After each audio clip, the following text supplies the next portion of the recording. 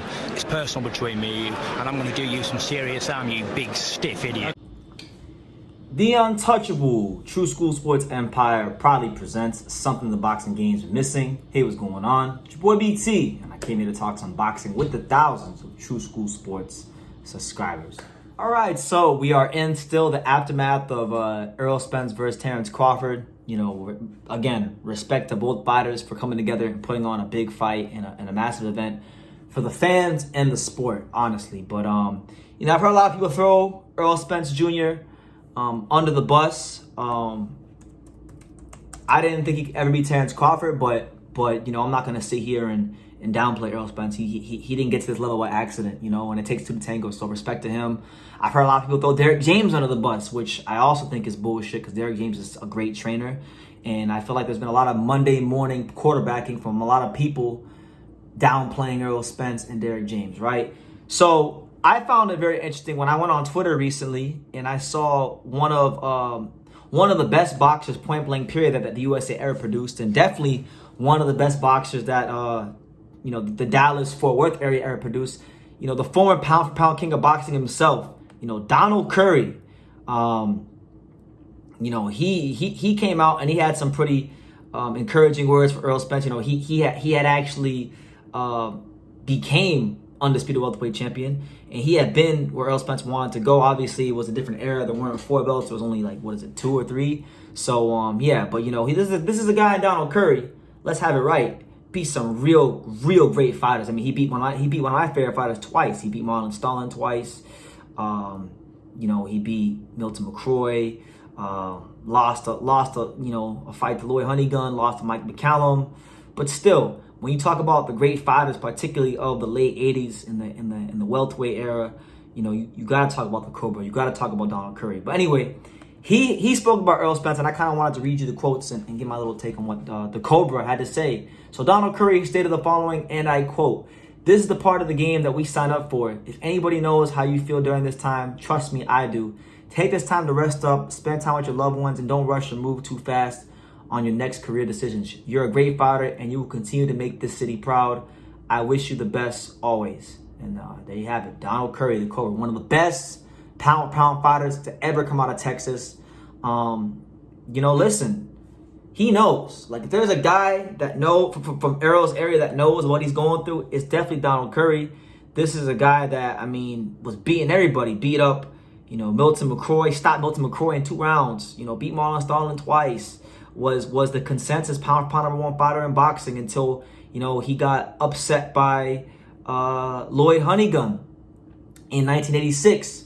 So, you know, a lot of people didn't want to give him his credit, and they wrote him off. And he experienced the fickle ways of how boxing fans can be. So yeah, he's the perfect guy to talk about this. And my thing is this, right? That Errol Spence is 33 years old. I just personally think the Crawford fight is a bad style matchup for him. I don't think anything is going to be much different at 54. But, yeah, listen, Errol Spence has nothing to hang his hat about. He did the best he could. And I respect the hell out of Donald Curry for doing this, man. You know, guy's a Hall of Famer. And the crazy thing is, even though Donald Curry's a Hall of Famer, I still don't think people really understand how great he was. You know, this guy could fight his ass off.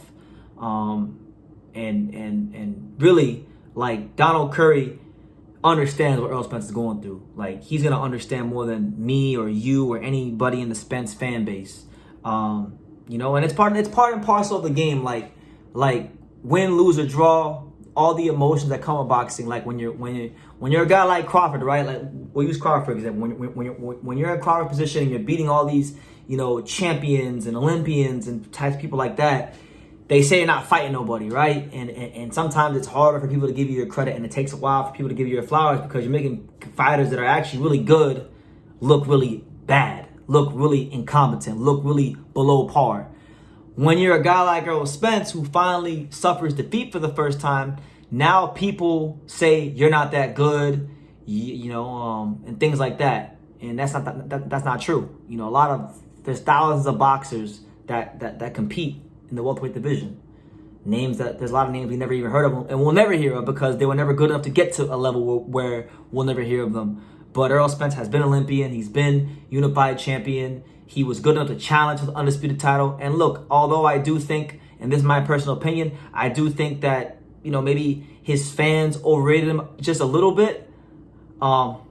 It still doesn't take away from the fact that Errol Spence is a great fighter, is a fantastic fighter.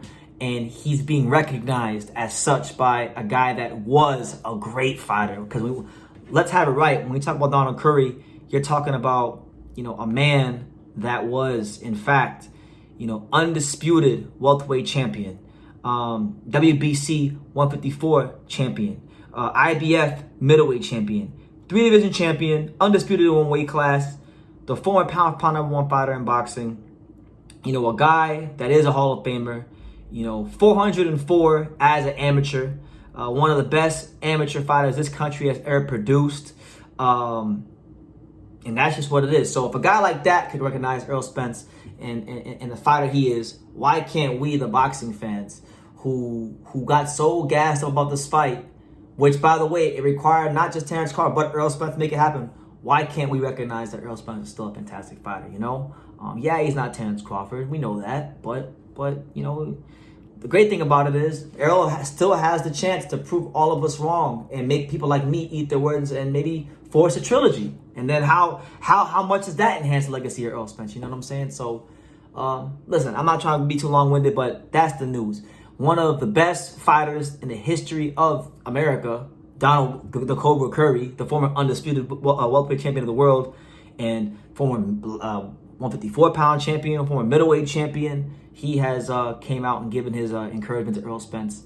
And yeah, speedy recovery to the truth. So yeah, let me know what you guys think in the comments down below. Make sure you guys take the time to subscribe. And like I say in every single one of these videos, you can love me or you can hate me, but I'm just a kid from Daniel. So until next time, take care, guys. Thank you for watching another video on the untouchable True School Sports Empire. We're here at the Hantanaka Boxing Gym in Nagoya, Japan. And for more great videos just like this one, make sure you guys click right here.